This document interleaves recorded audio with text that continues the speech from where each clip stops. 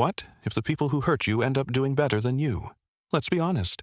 This is one of those thoughts that nobody likes to admit. You see an old bully from school, someone who made your life miserable, someone who mocked you, excluded you, made you feel small, and then one day you look them up. They have a good job, a nice house, a happy-looking family. Maybe they're successful. Maybe they're doing better than you. And suddenly you're left with a question that feels deeply unfair. How is this possible? Because somewhere along the way, many of us developed a belief that life keeps score, that good people get rewarded, and bad people get punished, that karma works like a school teacher handing out grades, but real life is rarely that simple.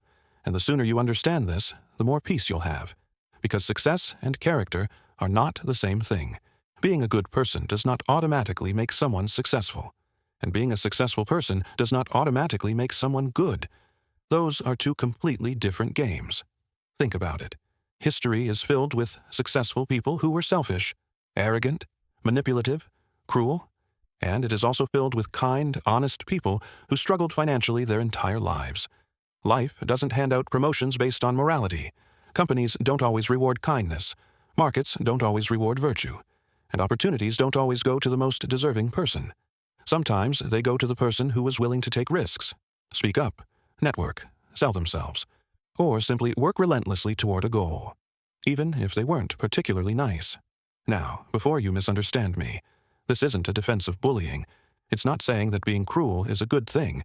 It's simply recognizing reality, because many people spend years waiting for life to punish the people who hurt them, waiting for some cosmic justice, waiting for their bully to fail, waiting for their toxic ex to regret everything, waiting for the coworker who betrayed them to get what they deserve.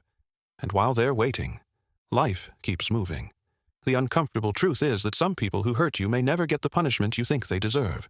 Some of them may become wealthy. Some may become respected. Some may become successful. And if your happiness depends on watching them fail, you're giving them power over your future. That's why this lesson isn't really about bullies. It's about comparison. Because the bully is just one example. Maybe it's a former friend. Maybe it's an ex-partner. Maybe it's a coworker who got promoted. Maybe it's someone who treated you badly. The real problem begins when you start using their life as a measuring stick for your own. The moment you do that, you've already lost. Because there will always be someone ahead of you. Someone richer. Someone more successful. Someone who seems to have gotten away with everything. And if your peace depends on the universe being fair, you're going to be disappointed over and over again. Here's something I've noticed. The people who move forward in life eventually stop asking, why are they winning? And start asking, what am I building? That's a very different question. One focuses on somebody else's story. The other focuses on your own. And your story is the only one you can actually control.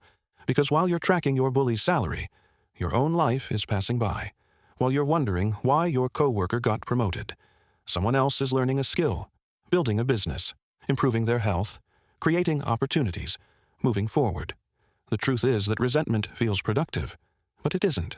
It creates the illusion that you're solving a problem, when in reality, you're just replaying it. And perhaps that's the biggest trap of all.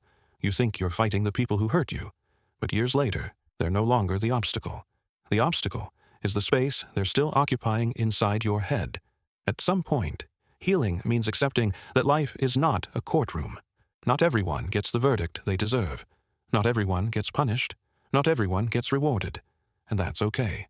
Because your goal was never to build a better life than your bully. Your goal was to build a better life than the person you used to be. And the moment you stop looking sideways, you finally have the energy to move forward. Because the best revenge was never their failure. It was your growth. And the best part, growth doesn't require their permission. It only requires yours.